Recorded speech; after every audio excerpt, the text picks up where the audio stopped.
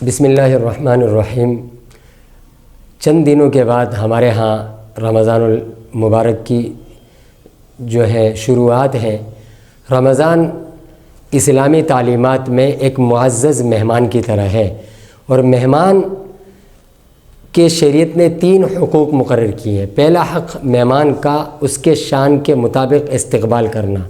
جس گھر میں مہمان آ رہا ہے اس گھر والے افراد کے لیے ضروری ہے کہ اس مہمان کے شایان شان اس کا استقبال کریں۔ نمبر 2، جتنے دن وہ مہمان اس گھر میں ٹھہرے اتنے دن آپ اس کی شان کے مطابق اور اپنی وسعت کے مطابق اس مہمان کا اکرام کریں۔ اور تیسرا حق، جب وہ مہمان جانے لگے تو اسے عزت کے ساتھ رخصت کریں، اسے الوداع کہیں، چند قدم اس کے ساتھ چلیں۔ یہ مہمان کے حقوق ہیں، اور یہ حق ہر اس شخص کے لیے ادا کرنا لازم ہے جس کے ہاں مہمان آتا ہے، اور ہم سب الحمدللہ کر رہے ہوتے ہیں۔ لیکن ہمارے پاس جو مہمان آتے ہیں وہ جسمانی مہمان ہیں، رمضان روحانی مہمان ہے۔ تو جس طرح ہم جسمانی مہمان کے لیے کسی آنے والے انسان کے لیے ہم گھر کی صفائی کرتے ہیں، اور جہاں مہمان کو بٹھاتے ہیں اس جگہ کی صفائی کا خیال رکھتے ہیں، اور بچوں کو صاف رکھتے ہیں، خود اچھا کپڑا پہنتے ہیں، عمدہ لباس پہنتے ہیں، خوشبو لگاتے ہیں کہ ہمارا مہمان آ رہا ہے، تو رمضان کے لیے بھی ہم نے ایسی تیاری کرنی ہے۔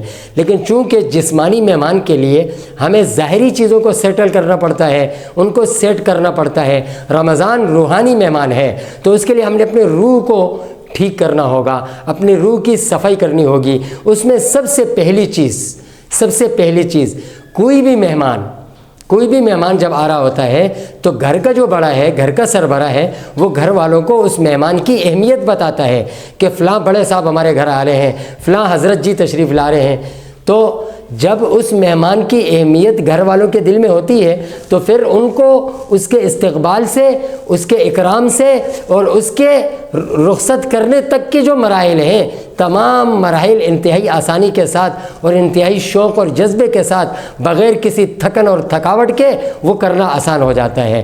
تو رمضان کے چونکہ روحانی مہمان ہے، سب سے پہلی چیز جو ہم نے اپنے دل و دماغ میں بٹھانی ہے وہ رمضان کی اہمیت ہے، رمضان کا اکرام اور احترام ہے۔ استقبال میں سب سے پہلی چیز ہم رمضان کی اہمیت کو دل میں بٹھائیں، اور رمضان کی اہمیت جب دل میں ہوگی روزہ رکھنا آسان ہوگا، گناہوں سے بچنا آسان ہوگا، پورے جسم کے اعضاء کی حفاظت کرنا آسان ہوگی۔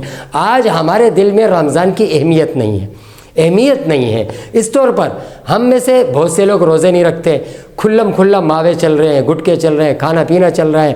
بہت سے لوگ روزہ رکھتے ہیں لیکن صرف کھانا اور پینا ان کا بند ہوتا ہے، وہ نماز نہیں پڑھتے، عبادت کی طرف نہیں آتے، اپنے آنکھ کی حفاظت ان کی نہیں ہے، کان کی حفاظت نہیں ہے، زبان کی حفاظت نہیں ہے۔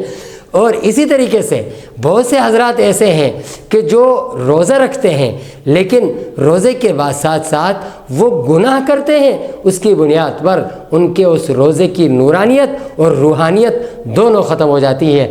تو سب سے پہلی چیز آنے والے مہمان کی عظمت کو دل میں پیدا کرنا ہے۔